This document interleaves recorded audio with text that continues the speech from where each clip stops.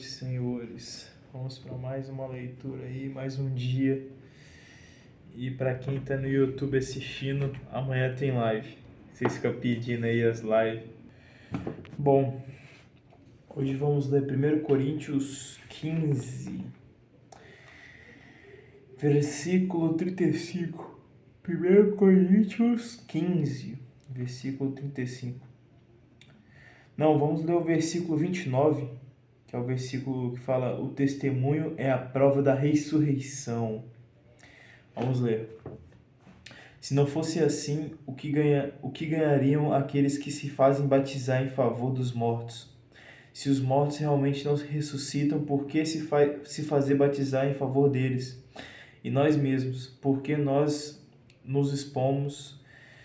Por que nós expomos ao perigo a todo momento? Por que nos expomos ao perigo a todo momento?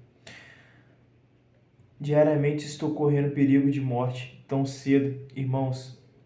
Quantos são vocês a minha glória em Jesus Cristo, nosso Senhor? Para mim, de que teria adiantado lutar contra os animais em Éfeso, se eu tivesse apenas interesses humanos? Se os mortos não ressuscitam, comamos e bebemos, pois amanhã morremos. Não se deixem iludir. As más companhias corrompem os bons costumes.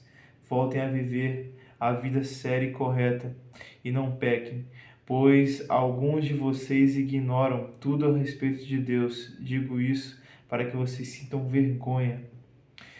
É aquilo de você se envergonhar com o seu pecado, você se arrepender do seu pecado. Porque se você não sentir vergonha daquilo que você faz no passado, provavelmente você não se arrependeu.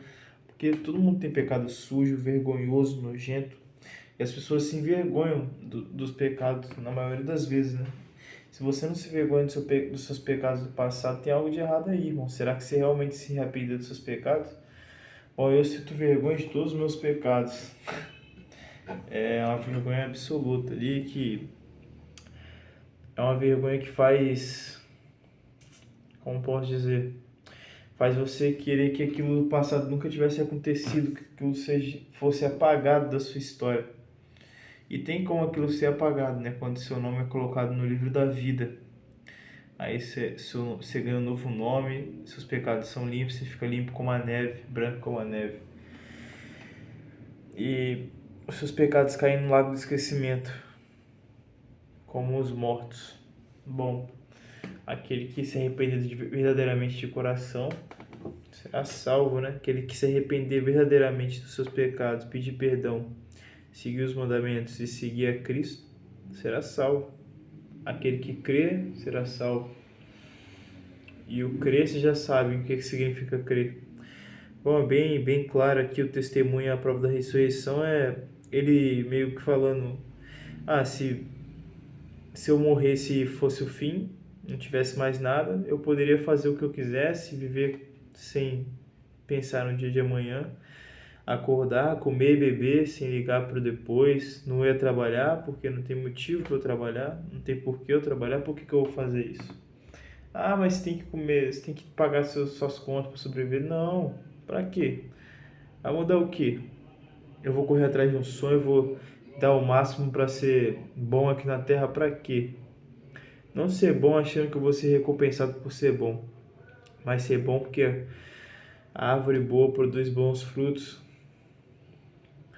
Então por que eu ficaria fazendo as coisas certas se não é para agradar o Criador? Então, se você não crê na vida após a morte, leia 1 Coríntios, versículo 29. 1 Coríntios 15, versículo 29. Leia e... vamos ler mais um. 1 Coríntios 15, agora vamos ler, versículo 1. A ressurreição dos mortos. Cristo ressuscitado, fundamento da nossa fé. Irmãos, lembra vocês o evangelho que lhes anunciei, que vocês recebem e no qual permanecem firmes.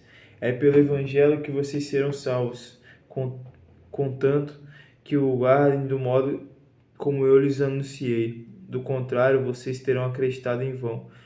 Por primeiro, eu lhes transmiti aquilo que eu mesmo recebi, isso é, Cristo morreu por nossos pecados, conforme as Escrituras. Ele foi sepultado, ressuscitou ao terceiro dia, conforme as Escrituras, apareceu a Pedro e depois aos 12. Em seguida apareceu a mais de 500 irmãos de uma só vez. A maioria deles ainda vive e alguns já morreram. Depois apareceu a Tiago e em seguida a todos os apóstolos. Em último lugar apareceu a mim, que sou um aborto. Apareceu a mim, que sou um aborto. De fato, eu sou o menor dos apóstolos e não mereço ser chamado de apóstolo, pois persegui a igreja de Deus. Mas aquilo que sou, eu o devo à graça de Deus. A sua graça dada a mim não foi estéril. Ao contrário, trabalhei mais do que todos eles, não eu, mas a graça de Deus que está comigo. Portanto, aí está o que nós pregamos, tanto eu como eles. Aí está aquilo no qual vocês acreditam. Bom, que está claro, né? Toda a glória é para o Criador. Nós não temos mérito de nada que nós fazemos de bom. Tudo aquilo que você faz de bom, você tem que entregar ao Criador.